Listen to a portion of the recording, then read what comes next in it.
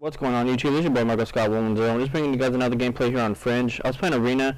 I got to Master Rank finally. I just wanted to give you guys a couple tips about Hardpoint, about Arena, about a couple other stuff. I was playing with my friend Pan, my friend Sharkers, and my friend Pupstars. These guys are real good friends of mine. We play all the time together. We argue, we fight, we always come together and bring out the win. This particular gameplay, I was playing with the Cuda, the VMP, the M8, and I believe the Razorback. I finished the game with the Razorback. I don't know why I just kept on switching guns. I couldn't get the feel for a single gun in this game, which is pretty rare. I just couldn't get my shot down with a particular gun until I pulled up the Razorback. It's one I'm really comfortable with. I get a lot of gameplays with it on hardcore. Actually, this guy, I believe OG Wishy, we become friends after this. I'm not too sure if it's him or if it's another Wishy. I'm not 100% sure. This is a gameplay that I got a while back. I want to say a couple of weeks ago. As you can see right here, I switched to the M8, and actually one of our friends lags out, Shockers. We don't know what happened to his connection, but I don't think he got hit offline. We went hit offline a couple times by a couple people, but you know, it is what it is. People, need to get the win somehow. Yeah, on this map, on Hardpoint, controlling spawns is like one of the best things you have to do, and especially on Fringe to get spawns for top grandmother, top White House. When it's junkyard rotation and it's grandma's rotation, the best spawns to get is behind grandma's house. It's like where the train's at. If you control spawns there, like say if you die in the Hardpoint on top grandma's or top White House, you spawn directly behind it, which is a great advantage for your team because you can just flood the hill over and over and over. And even if you're trading kills, you'll win it because you have like the other team will spawn back at C Dom or back where we spawned at the beginning of the map. So it helps you out a lot. And right here, this guy is in the glitch spot. I believe they're going to patch that with the next patch. You lay down in the back of the bed of that truck and you can't get shot. So it gave them an advantage. It didn't win them the hill, but it took a lot of time from both of us. See right here, we're trying to control spawns, see that their guy is already back there. So I'm rushing back there just to help my team out and get spawns. But I just wanted to bring you guys another gameplay. I know it's been a little while. It's been about maybe almost a week. I've been focusing with school, been focusing on a lot of other stuff. A lot of stuff is going on with me right now, but I'm trying to keep everybody entertained. I'm trying to keep the gameplays coming for you guys. I'm trying to get more frequent with my gameplays. Right here, see I'm way out of position. Well, kind of out of position, but I should have been watching the left side or keeping spawns. But luckily we kept spawns even though all three were down. Don't really know how that happened. Probably because they weren't in spawns. But and rotations on Hardpoint are one of the best keys in the game. See right here, I pushed the hill for no reason. Like it had like maybe 2-3 seconds, and I kept pushing the hill. But so did their guys. So he's not in the hill, I'm not in the hill, and kind of just messed my team up a little bit. We spawned out, and but yeah, getting spawns, getting kills, callouts are a key in Hardpoint. Even though like they could be in the same spot over and over and over, but just knowing that little bit of information exactly where they are can change the game. Like say they're in mid Hardpoint and they're behind the white truck, or the little fans are in dub windows, the little two windows right next to it. It just gives you a little sense of like direction where to shoot, and it helps out everybody in the long run. Or you can tell them they're right behind that little yellow or white truck right there, or this is called Z or Al. What I don't know, a lot of people call it different callouts. And but so especially the Razorback, I think I stick to this to the rest of the game. I did a good rotation here, but I think I get killed off the Hardpoint pretty soon. And but yeah, I don't. I'm just trying to help you guys out with a couple callouts, a couple tips. A lot of people say the Razorback isn't a good gun, but in the right hands, I think any gun is good. A couple tips for bans. We always ban the Vesper. We always ban Quick Draw. Quick Draw doesn't really do much for subs. It does a lot for AR. So this was an AR heavy map, and we're pretty used to playing without Quick Draw, so that's what we ban a lot.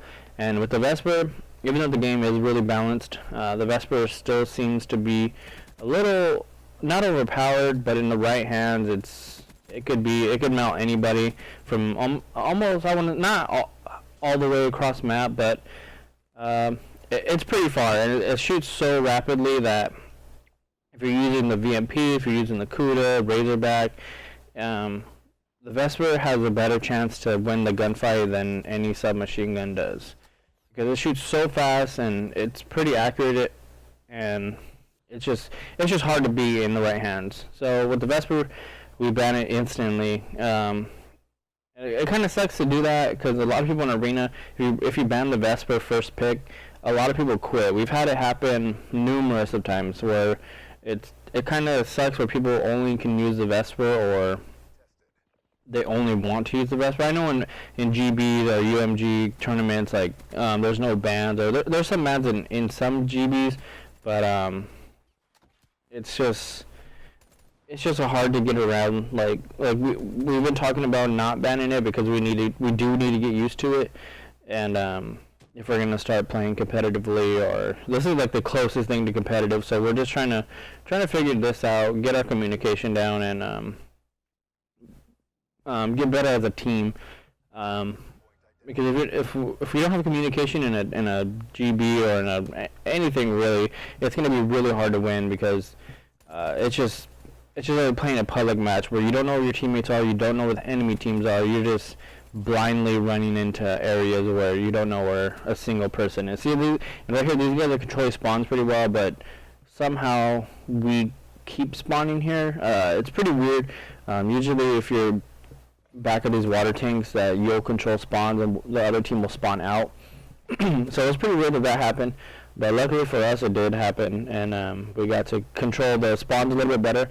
And usually I don't push hills, but our team kept on getting killed off hill, getting killed out of hill, getting flooded too much, and so I started to take control of the hills and having my team slay, because it's a good way to adapt, because if you see your team not being able to hold hills or not being able to hold spawns, like, you should just have another person try it out, because obviously that person, not that they can't hold it, or that they're not good enough to hold it, it's just the other team's outsmarting them, or they're just getting bad timing. So it's always good to switch roles, or try to switch roles, because even if you don't play with the same team, you'll know how to run that role for your team. Like, say if you're playing anchor, say if you're playing AR sub, or you're just the main slayer,